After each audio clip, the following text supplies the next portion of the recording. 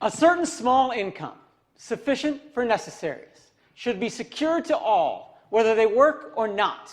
And a larger income should be given to those who are willing to engage in some work which the community recognizes as useful.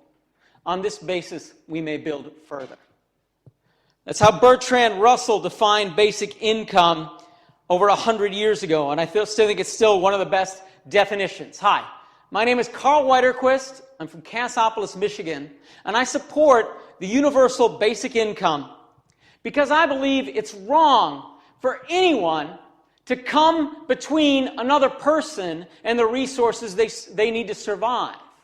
I think it's wrong for anyone to put conditions on the resources, on another person's access to the resources they need to survive.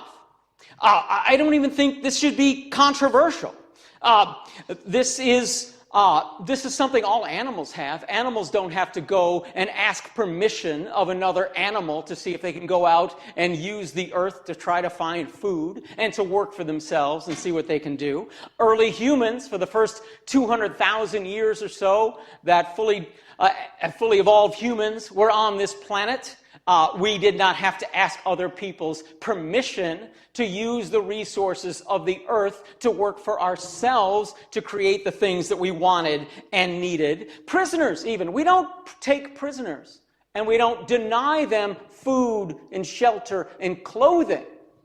That's the one thing we don't do to prisoners. But that is the thing that we will do to people who are unable or unwilling to take the jobs available in society today. And what is a job? What is work as we define it today? Work is not working for yourself anymore. It is not having your homestead and going out and farming for yourself or starting your own cooperative enterprise with other people. Work is going and getting a job for the vast majority of us. For those of us who don't have enough capital to own a business, or something like that. Work means going and taking someone else's orders 40 hours a week. Well, if you have no choice but to starve or take a job, that makes it, and we're going to starve you if we do not. We're going to threaten you with homelessness, with eating someone else's garbage, with facing rampant malnutrition if you don't take these jobs that are on offer.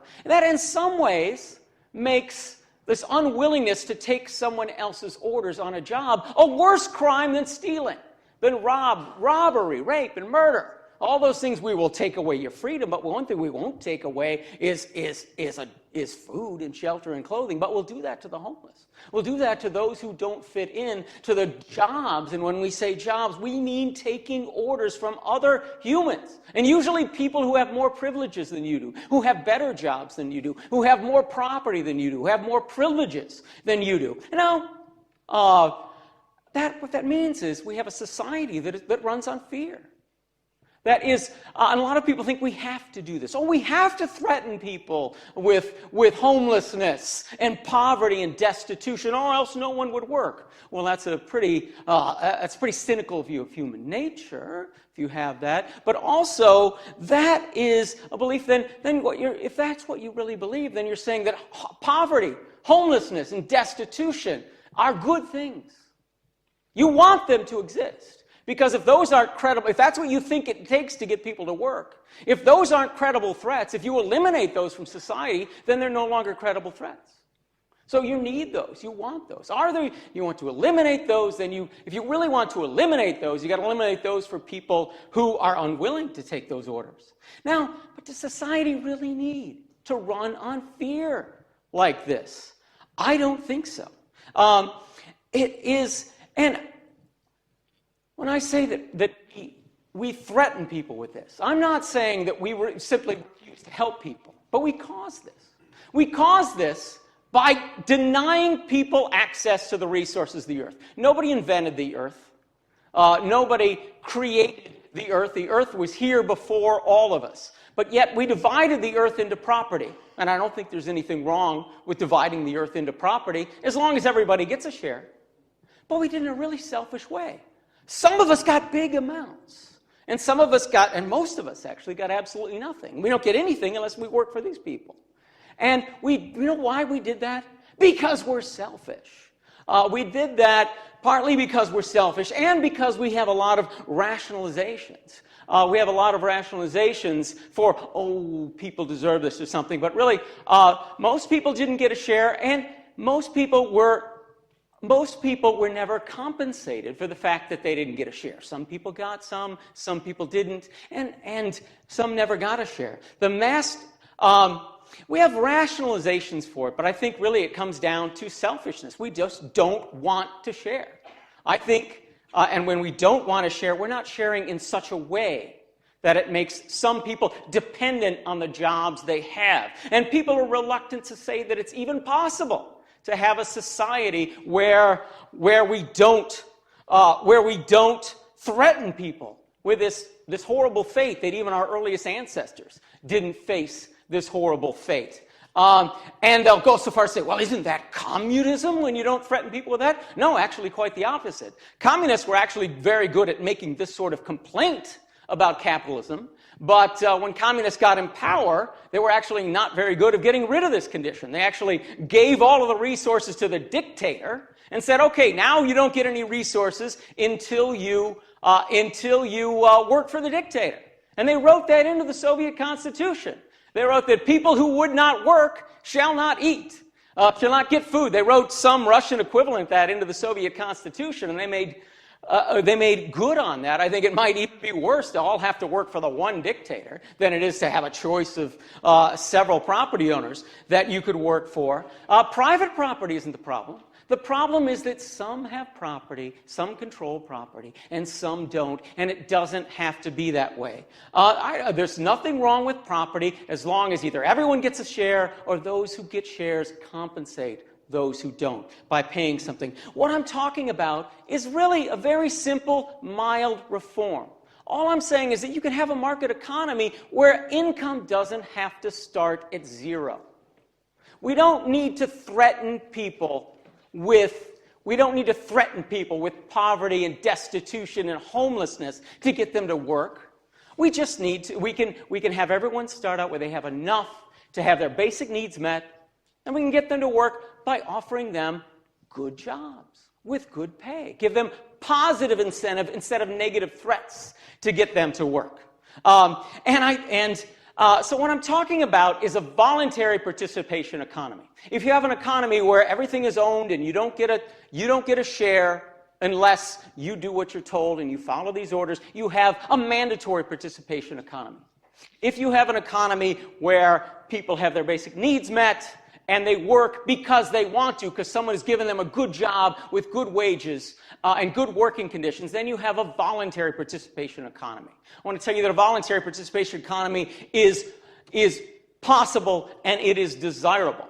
And it is justified, I think, because if you impose duties on people that make it impossible for them to meet their own basic needs by their own efforts, then you owe them compensation sufficient to meet those basic needs. And that is why we have to have a basic income. It is compensation because most of us didn't get a share of resources when they were divided up.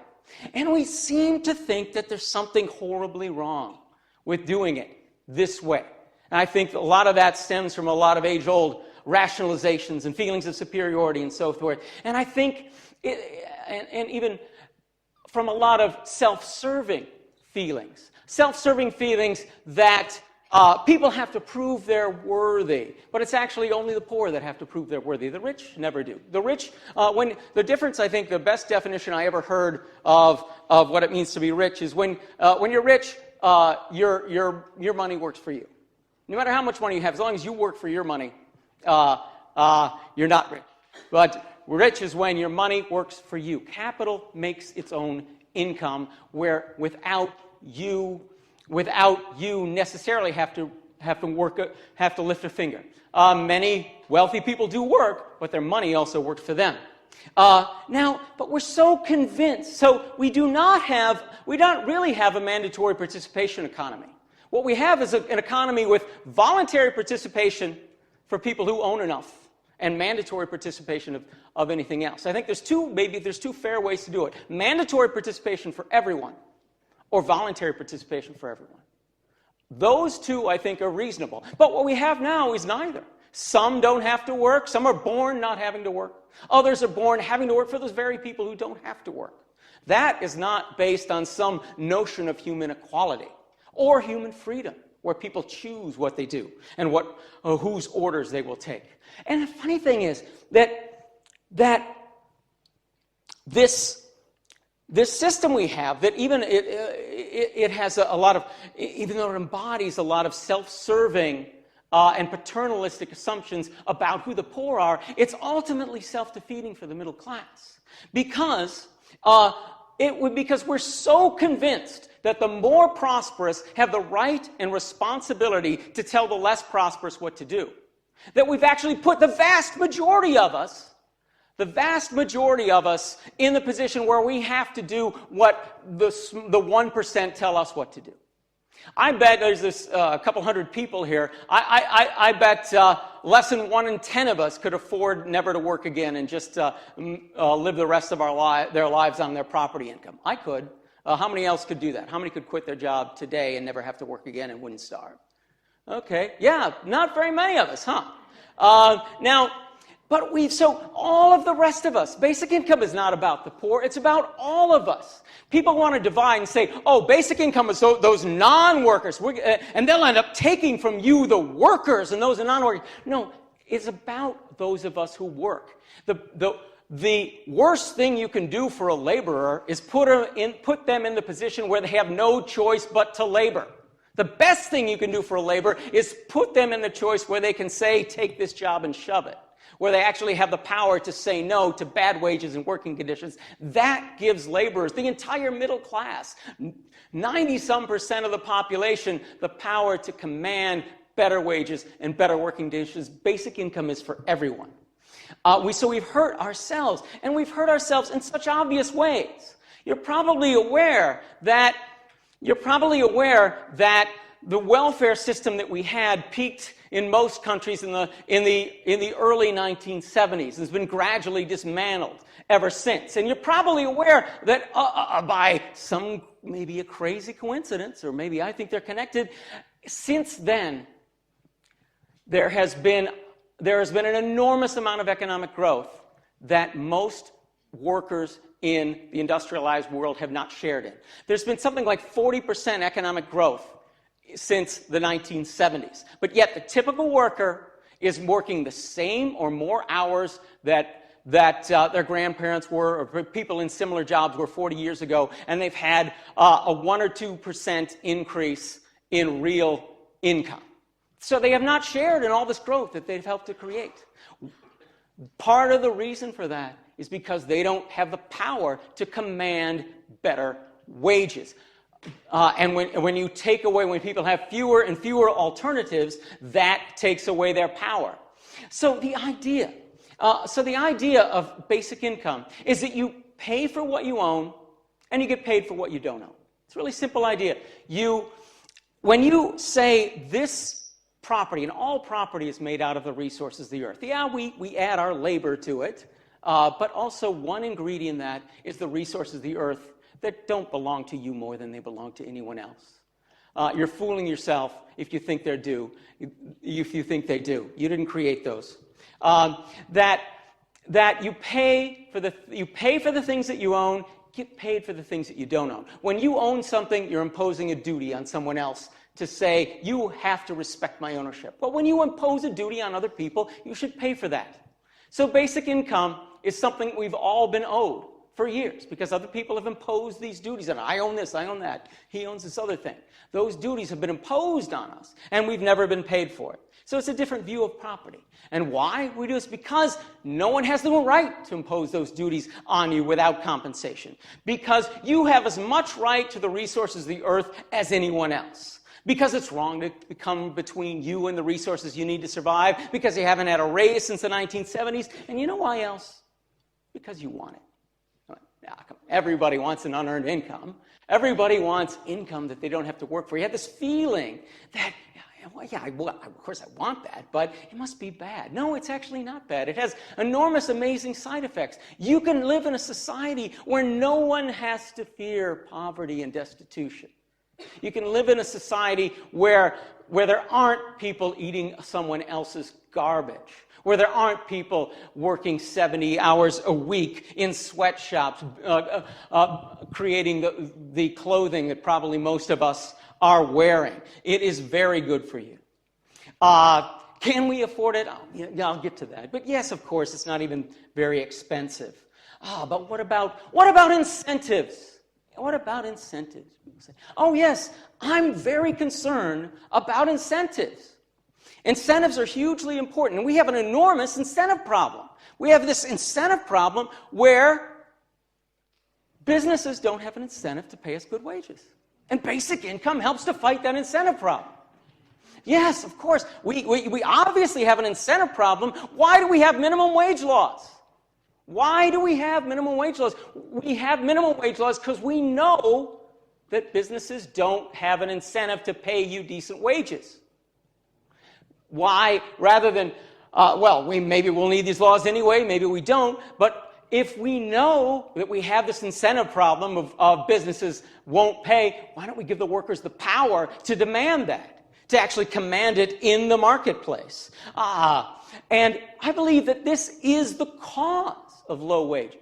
We have low wages because if you threaten people with poverty and starvation, if they don't work, of course they're going to work for very low wages. You give them no other choice, you can pay them practically nothing, and they'll work. And if you look in the less developed countries, you can find that people working 70 hours a week at less than $1 an hour in some countries, and being overworked and having really horrible lives, and any time they get a little bit extra money, they're cutting back on the wages and using that time to sleep. There are people who live this way around the world because they have no other choice, because we give them such a horrible starting point. Oh, but you say, well, but that's not what I meant when I meant incentives. What about you? I meant the incentive to work. Well, I think incentive to work, that's an easy one. But it's interesting, I think, why do people look at it that way? When we always talk about, what about incentives? We mean, what's the incentive for the lower class person to take the job? Whenever you have a job offer and someone who doesn't want that job, that is really a dispute about wages and working conditions. Because we know, we have the old saying, everyone has their price. So if you pay somebody enough, they're going to take the job. People do really horrible things for money. So whenever you say this employer gives a job, and this person won't take it, but we almost universally, society, if this person doesn't take it, almost no matter what the wage is, no matter what the working condition is, if this person says no, I won't take it, we say, oh, lazy worker. We never say cheap employer. Why do we? Lazy worker, cheap employer. Never. Why do we do that? What we're doing is we are taking sides in a dispute. And we're taking sides with the most privileged person, the person with the most advantages. We're taking their side and not even thinking that actually there's two sides here. And by always saying this person is condemning this person for being lazy, for not taking the job, and not condemning this person for being cheap, for not paying wages that's going to make this person want the job, that we're taking sides without even thinking that we're taking sides. I believe in a very different way. I think if somebody doesn't want a job, that's fine. I believe that it's your responsibility. Imagine I'm an employer. I co-own a business with my brother. And I believe that if we want, so when I employ somebody, I'm asking them to come in and work for me 40 hours a week, 48 weeks a year, because we give twice the vacation time that we're required to in the U.S. And I'm telling them, come work for me.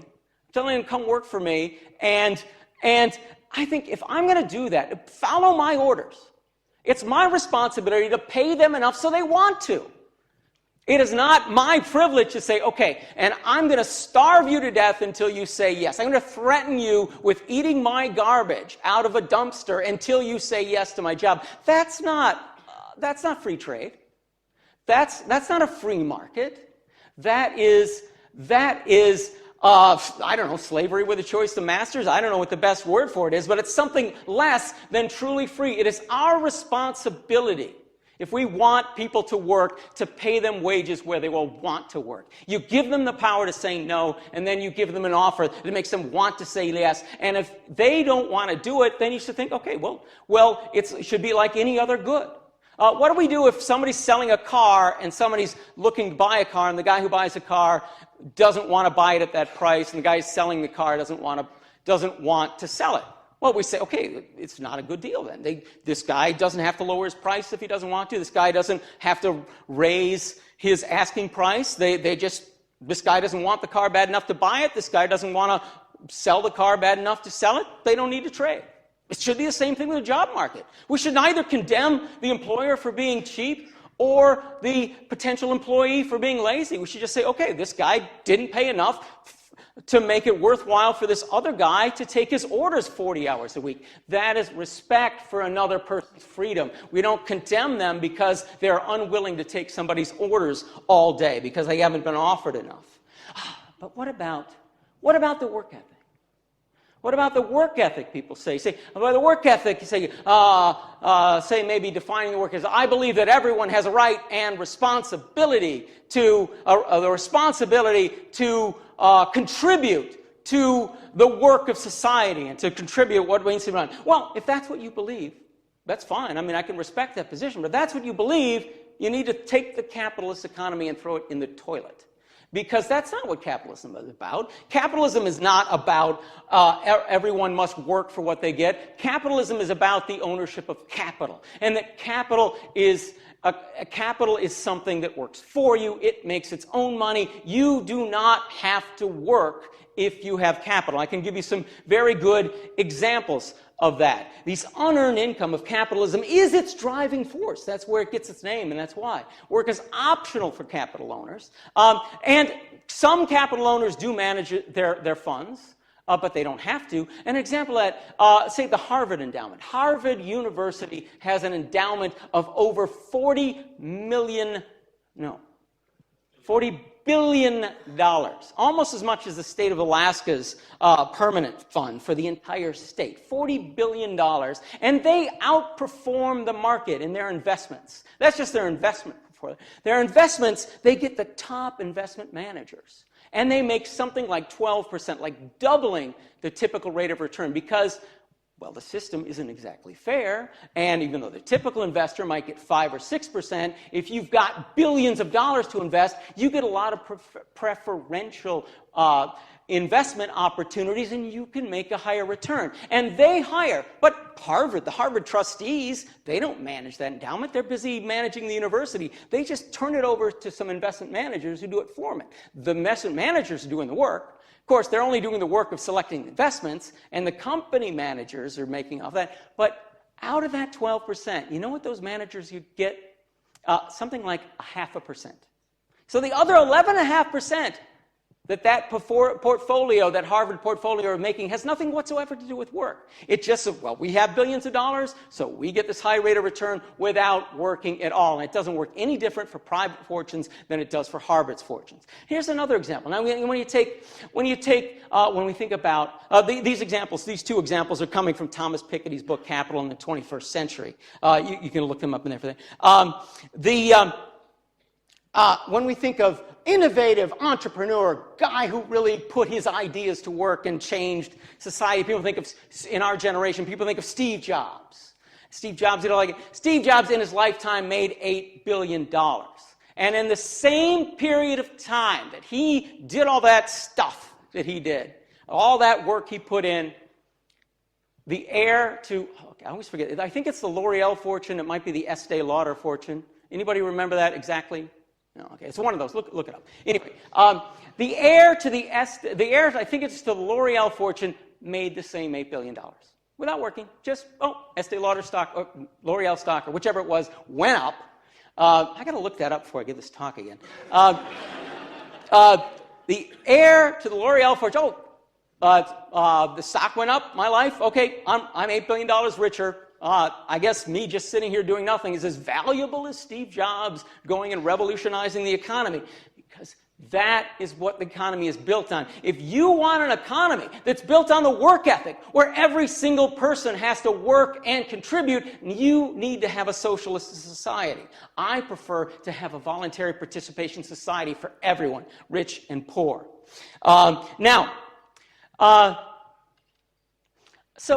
And another problem with this idea of the work ethic is it's really just a money-making ethic. Because there's a lot of things that people can do that is work that doesn't get you paid, it doesn't count. People are often single mothers are called these lazy, non-working people, even though they're often doing more valuable things than a lot of people are doing paid work. Not all paid work is actually all that good for society. A lot of our work is making people sick, is polluting our environment, yet we count that. And so this idea of working and contributing is something that in the cross purposes of a market economy where people trading is not something that's really very easy or realistic to put into practice. The kind of work we say the poor must do, following someone else's orders 40 hours a day, that's not a fact of life. That is something we have contrived by saying you cannot work for yourself, you get no resources to work yourself, you have to work for someone else. That is contrived. It's not the work that our ancestors did, and it's not the work that owners do. It's simply following orders. Now, people say, well, isn't basic income something for nothing? No, it is not something for nothing. Duties have been imposed on you because you have to respect other people's ownership of this earth that nothing else, that no one naturally owns. People are forcing the duty on you, holding you to this obligation that you never agreed to. If you force someone to uphold an obligation, you need to pay for that obligation. It is something you're owed. And compensation is always in cash. If I take something from you, or if I injure you in some way, I owe you back in cash. If I accidentally run over this guy's leg with my car, I don't go and say, okay, yeah, I owe you something for running over your leg, but is it really good for you to have cash? Why don't I just give you a job in my firm? You take your job, and you'll be much happier. You'll be so glad I ran over your leg because I gave you the opportunity for this great job. You wouldn't be happy about that. We don't do that, but we shouldn't do that for imposing the duty on saying the entire earth does not belong to you. You don't have access to the resources you need to survive. Contribution is always in cash. And scarce assets can produce something for nothing, and people get the return on that. So it is not something we hold everybody to. In a way, you are contributing to it, because when you have a basic income, you are consuming less than everybody else. You are at the basic level. The key thing about basic income is that people who do work that the community recognizes as useful get more. So you are consuming and having less access to the products and the resources of our societies, everybody else. You're being paid in dollars for the fact that you are polluting the earth less than everyone else, and you are consuming the products of the earth less than everyone else. That is one of the things you've been paid for. You have less access to the resources this earth has than everyone else. Now, I said this is not even very expensive.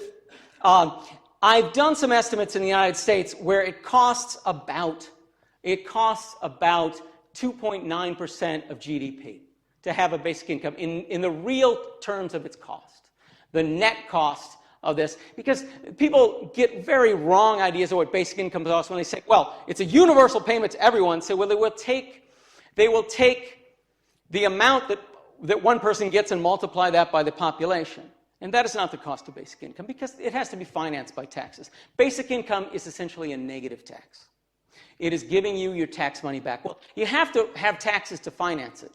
And taxes are going to be higher on those who already have a lot of property and lower on those who don't. So everyone is paying for the things they own, and everybody's getting paid for the things they don't own.